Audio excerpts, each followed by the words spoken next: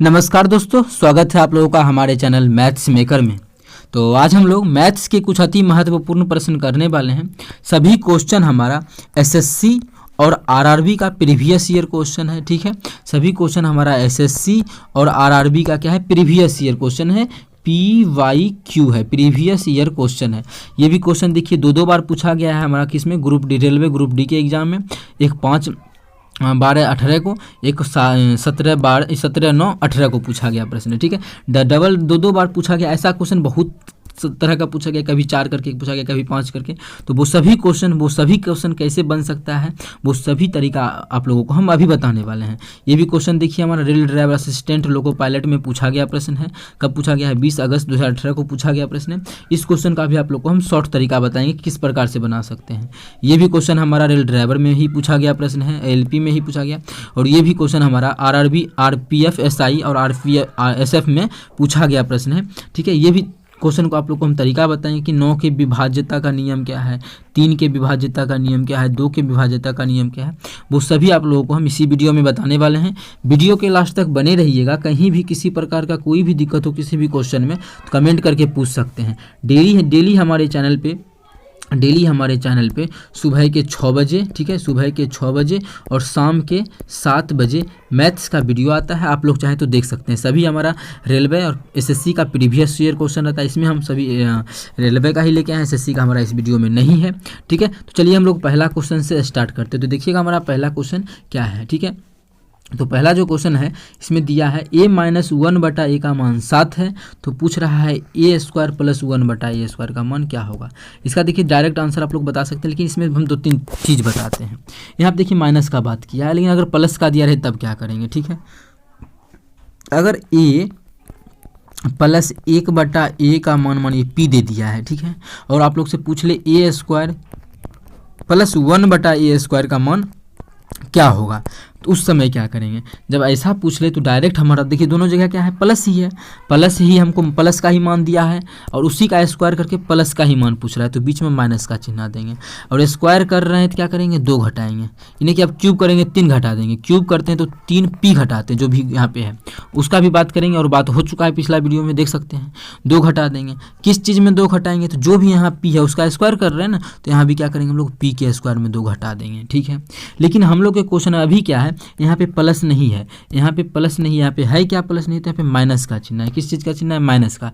जब यहाँ पे माइनस का चिन्ह हो तो हम लोग यहाँ पे क्या देंगे, यहाँ पर जो देंगे प्लस का चिन्ह देंगे। किस चीज़ का चिन्ह देंगे, प्लस का चिन्ह देंगे। और उसी बेसिस पे हमारा ये क्वेश्चन क्या होगा, बन जाएगा। हमको क्या करना है, इसी का मान ज्ञात करना है। तो चलिए हम लोग मान निकाल लेते हैं। ठीक है, अब यहाँ पे जो हमारा मान दिया है, p नहीं दिया है, कितना दिया है, p की जगह 7 दिया है, तो 7 लिखेंगे। तो हम लोग यहाँ भी क्या करेंगे, 7 का स्क्वायर में 2 जोड़ देंगे। तो इसको हम लोग मिटा करके क्या करेंगे, 7 का स्क्वायर में क्या करेंगे, 2 जोड़ देंगे। 7 7 49 और 2 51। तो इसका मान कितना हो जाएगा, 51, जो कि हमारा किस ऑप्शन में है, ऑप्शन डी में है। तो ऑप्शन डी हमारा बिल्कुल करेक्ट आंसर हो जाएगा। कौन सा ऑप्शन, ऑप्शन डी।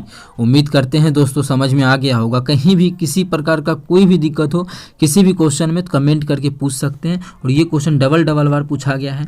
इसी क्वेश्चन में अगर क्यूब वाला आ जाए तो क्या होगा, वो भी अभी आप लोगों को बताते हैं। और क्यूब वाला क्वेश्चन हम पिछले बहुत सारा वीडियो में करवा चुके हैं। अभी आप लोगों को हम बताएं, a + 1/a का मान अगर p दिया है तो a² + 1/a² का मान क्या होगा। तो डायरेक्ट अभी बताइए कि p² और दोनों जगह क्या है, प्लस का चिन्ह है, तो क्या हो जाएगा, p² - 2। इसी में अगर पूछ ले इसका मान क्या होगा कि a³ + 1/a³ का मान क्या होगा। तो देखिए यहाँ भी प्लस है और इसमें क्यूब वाला में भी क्या करना है, प्लस ही करना है। फिर से माइनस ही देंगे, क्योंकि प्लस प्लस रहे तो माइनस ही देते हैं। क्या करना है, क्यूब कर रहे हैं ना, तो हम भी p के क्यूब में घटाएंगे। क्या घटाएंगे, तो 3p घटाएंगे। ठीक है, अब इसी क्वेश्चन में यहाँ पे माइनस वाला आ जाए तो क्या करेंगे, ये रहा प्लस वाला का कहानी। और प्लस वाला का कहानी रहा तो इसको हम क्या कर देते हैं, छोटा। अरे यार, इसको आप लोगों को बस याद रखना है। ठीक है, अब चलिए हम आप लोगों को बताते हैं दूसरा चीज़ क्या है। तो उससे पहले हम इसको घेर देते हैं। ठीक है, अगर मानिए इसी चीज़ में अगर दे दे a - 1/a का मान अगर दे दिया, मानिए m मिलन। ठीक है, अगर पूछ ले कि a² + 1/a² का मान क्या होगा, प्लस ही पूछ रहा है। ठीक है, और दिया हुआ है माइनस का। देखिए यहाँ पे दिया हुआ किस चीज़ का है, दिया हुआ जो है माइनस का है। पूछ रहा है कौन चीज़ का, पूछ रहा है प्लस का। तो क्या करेंगे, तो बीच में प्लस और माइनस है। जब प्लस और माइनस यहाँ पे देखिए दोनों प्लस था तो हम लोग माइनस का चिन्ह दिए, और यहाँ पे प्लस और माइनस का चिन्ह है तो जोड़ देंगे।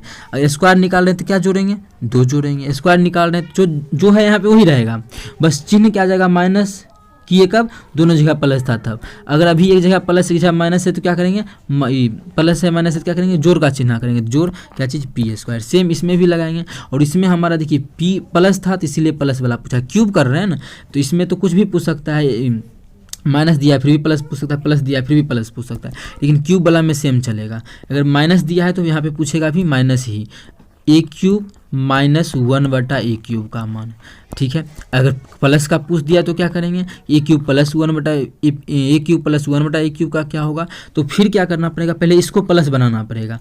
वो उसका क्या तरीका है, उसका वीडियो अपलोड है, वो भी आप लोग जाके देख सकते हैं। पहले यहाँ से हम लोग निकालेंगे a प्लस 1/a, प्लस निकालेंगे फिर उस पर जाएंगे, प्लस का कुछ निकालना रहेगा तब।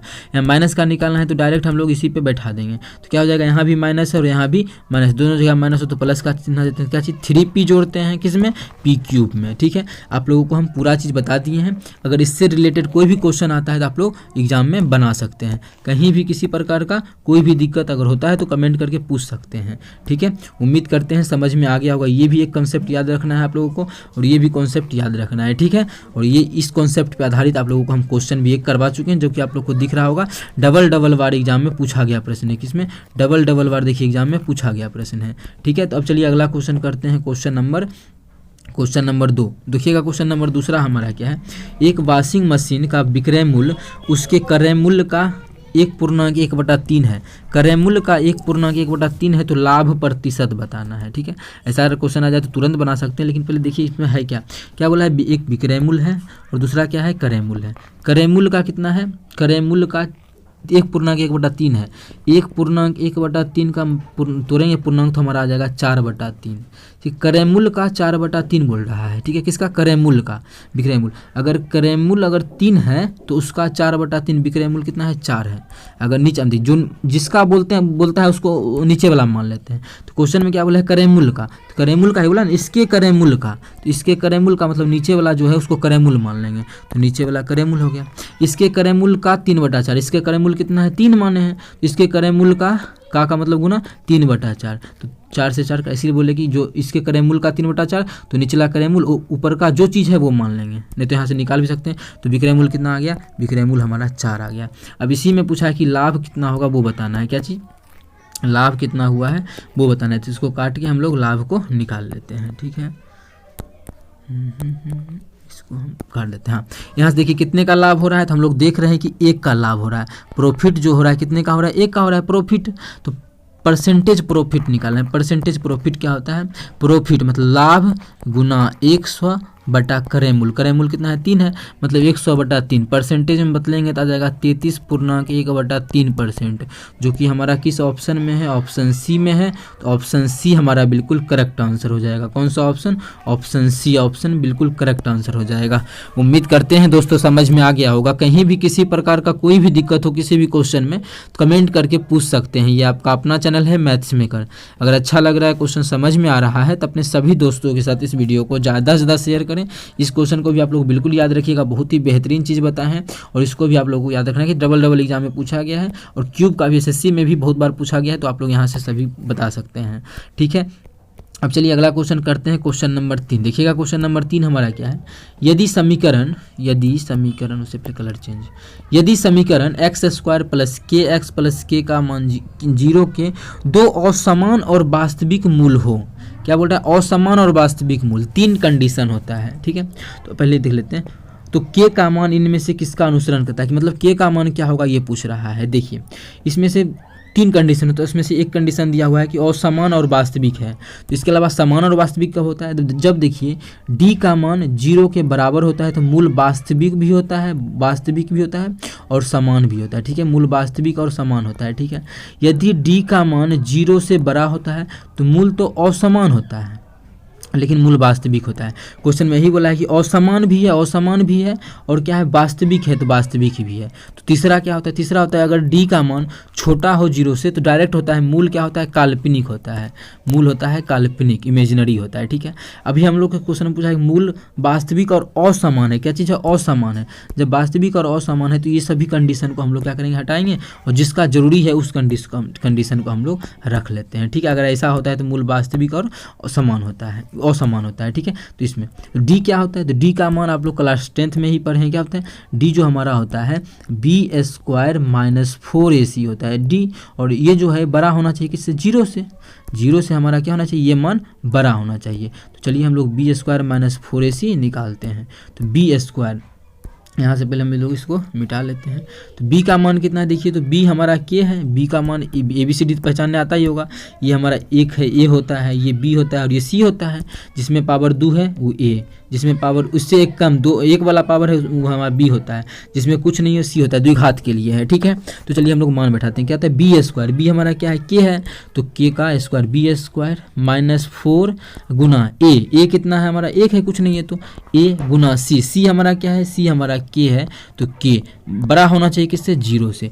ये मान जो है हमारा क्या होना चाहिए, 0 से बड़ा होना चाहिए। अब यहाँ से हम लोग इसको हल करेंगे, बराबर किसको क्या करेंगे, उस पर ले जाएंगे तो क्या हो जाएगा, k² बराबर क्या हो जाएगा, 4k। k² बराबर क्या हो जाएगा, 4k। बराबर नहीं होगा, जो चिन्ह चल रहा है, ये चिन्ह चल रहा है बड़ा छोटा का, तो वही साइन हमारा चलते रहेगा, ये बड़ा का साइन। अच्छा, ये स्क्वायर और ये k हो जाएगा खत्म। मतलब k का मान क्या होना चाहिए, बड़ा होना चाहिए किससे, 4 से। k का मान जो है बड़ा होना चाहिए किससे, 4 से। तो हमारा क्या होगा, मूल वास्तविक और असमान बोला है, समान नहीं बोला, असमान बोला है। ठीक है, तो वास्तविक और असमान होगा जब k का मान क्या होगा, बड़ा होगा किससे, 4 से। किस ऑप्शन में है k का मान बड़ा है 4 से, ऑप्शन सी में है। तो ऑप्शन सी हमारा बिल्कुल करेक्ट आंसर हो जाएगा। कौन सा ऑप्शन, ऑप्शन सी। उम्मीद करते हैं दोस्तों समझ में आ गया होगा। कहीं भी किसी प्रकार का कोई भी दिक्कत हो कमेंट करके पूछ सकते हैं। ठीक है, ये आपका अपना चैनल है मैथ्स मेकर। ठीक है, अब देखिए अगला क्वेश्चन करते हैं हम लोग, क्वेश्चन नंबर 4। तो देखिएगा हमारा क्वेश्चन नंबर 4 क्या है। तो देखिएगा हमारा अगला क्वेश्चन नंबर 4 क्या है। ये भी क्वेश्चन हमारा RPF SI और RPSF में पूछा गया प्रश्न है। तो अभी आप लोग को हम सभी तरीका बताते हैं और ऐसा सेम क्वेश्चन 2-3 क्वेश्चन करवा चुके हैं। सभी रेल ड्राइवर का ही क्वेश्चन था, देखिए पिछला वीडियो में आप लोग जाके देखिएगा तो आप लोग को मिल जाएगा। कहाँ पे देखिए सेम क्वेश्चन करवाए हैं। ये भी देखिए उसी से क्वेश्चन है, 9 से ही विभाजन का नियम बताए थे। और इसमें देखिए ये इस प्रकार का भी क्वेश्चन करवाए थे, मस्त क्वेश्चन था, SSC में भी पूछा गया प्रश्न है। और ये क्वेश्चन 6 से विभाजन का भी नियम बता चुके हैं। फिर से हम बता रहे हैं 9 के विभाजन का नियम, ध्यान से देखिएगा। अगर आप लोग चाहते हैं वहाँ जाके देखना तो वो भी जाके सीख सकते हैं। देखिए पहले 3 के विभाज्यता का नियम क्या होता है। जैसे कोई भी संख्या माने 27 है, एकरा में 3 से पूरी भाग लगेगा या नहीं लगेगा वो चेक करना है। अभी तो दिख रहा है कि छोटा नंबर था, 3 से पूरी भाग लग रहा है, लेकिन चेक करना है तो क्या करते हैं, इसके अंकों को जोड़ते हैं। कितना, 7 और 2 9।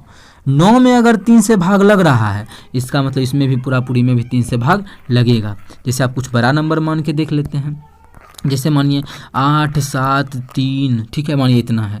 इसमें हम बोलेंगे 3 से भाग लगेगा या नहीं लगेगा। तो क्या करेंगे, सभी अंकों को जोड़ेंगे। 8 7 15, 15 3 18, कितना आ गया, 18 आ गया। अगर 18 में 3 से भाग लग रहा है तो हम लोग जानते हैं कि 18 में 3 से भाग लगता है, इसका मतलब है कि इसमें भी पूरी में 3 से भाग लगेगा। ठीक है, ये 3 के विभाज्यता का नियम है। आप लोग चाहे जो भी नंबर हो इसी प्रकार से चेक कर सकते हैं। तो एक चीज़ और, क्या इस सभी को जोड़ के 18 लाना जरूरी है क्या, ऐसे नहीं चेक कर सकते, बिल्कुल कर सकते हैं। जो लग रहा है उसको छोटा करते जाएंगे। 3 में 3 से भाग लगता है तो इसको छोटा कर दिया, हटा देंगे। बचा क्या, ये दोनों 8 और 7, इसमें भी 3 से भाग देंगे, शेष कितना बचेगा, 3 दूना 6, 1 बचेगा, 1 8 बचा तो 8 में 1 9, 8 में 1 जोड़ देंगे, कितना हो जाएगा 9। इसका वाला 1 जोड़ देंगे तो 9 हो जाएगा। अब कितना हो गया, ये 9 हो गया। 9 में भाग लगता है तो बिल्कुल लगता है, मतलब इसमें भी हमारा 3 से भाग लगेगा। ये हो गया 3 के विभाज्यता का नियम। सेम यही होता है 9 के भी विभाज्यता का नियम। अगर किसी संख्या में 9 से भाग लग रहा है संख्या के उसके अंकों के योगफल में, तो उस संख्या में भी हमारा क्या होगा, 9 से भाग लगेगा। उस संख्या के अंकों के योगफल में अगर 9 से भाग लगेगा तो उस संख्या में भी हमारा 9 से भाग लगेगा। जैसे कि अगर मान लेते हैं 8 7 3, ठीक है, यही है। 8 7 3, इसमें इसके अंकों का योगफल कितना है 8 7 15 3 18, कितना आ गया 18 आ गया। 18 में हमारा 9 से भाग लग रहा है, तो हम लोग जानते हैं 18 में क्या हो रहा है हमारा 9 से भाग पूरा पूरी लग रहा है। इसका मतलब है कि ये जो संख्या दिया हुआ है 8 7 3, इसमें भी हमारा 9 से पूरा पूरी भाग लगेगा। आप लोग चाहें तो भाग दे के चेक कर सकते हैं 9 से, ठीक है, भाग पूरा पूरी लग जाएगा।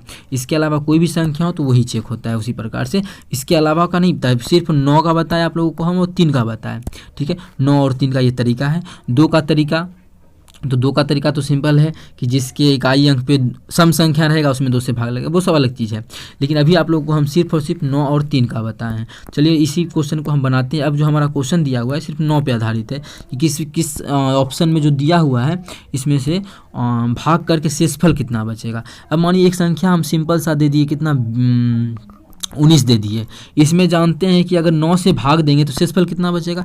मानिए 9 से भाग दिए बच्चा कितना, 9 दूना 18, तो शेष जो बचेगा रिमाइंडर हमारा कितना बचेगा, रिमाइंडर 1 बचेगा। उसके अलावा कोई तरीका है तो वही तरीका जो भी अंकों का योगफल बताए, तो अंकों के योगफल को देख लेंगे तो उसमें शेष 9 से भाग करके जितना शेष बचेगा उतना ही ऐसे में भी रियल में भी शेष बचेगा। तो अंकों का योगफल 9 और 1 कितना होता है 10। 10 में 9 से भाग देंगे तो शेषफल कितना बचेगा, रिमाइंडर 1 ही बचेगा। देखिए उस तरीका से भाग फिर भी रिमाइंडर हमारा 1 ही बचा। अब मानिए इस संख्या ले लेते हैं 8 7 और 4, ठीक है। इसमें अगर भाग देंगे 9 से, तो रिमाइंडर कितना बचेगा, तो पहले हम लोग बच्चा वाला तरीका से भाग देते हैं। 9 से भाग देंगे तो 9 9 कितना हो जाएगा, 9 9 81, कितना आ गया 81। यहाँ कितना बचेगा 6 और 4 64, 9 7 63, 64 में 63 का 1, रिमाइंडर कितना बच गया, 1 रिमाइंडर बच गया। कितना बच गया रिमाइंडर, 1 बच गया। और हम लोग आप लोग को जो ये तरीका बताया उस तरीका पे भी एक बार चेक कर लेते हैं, ठीक है। तो कितना है 8 7 और 4 है, सभी अंक को जोड़ लेते हैं तो कितना हो जाएगा, तो 8 7 15 4 19, कितना आ गया 19।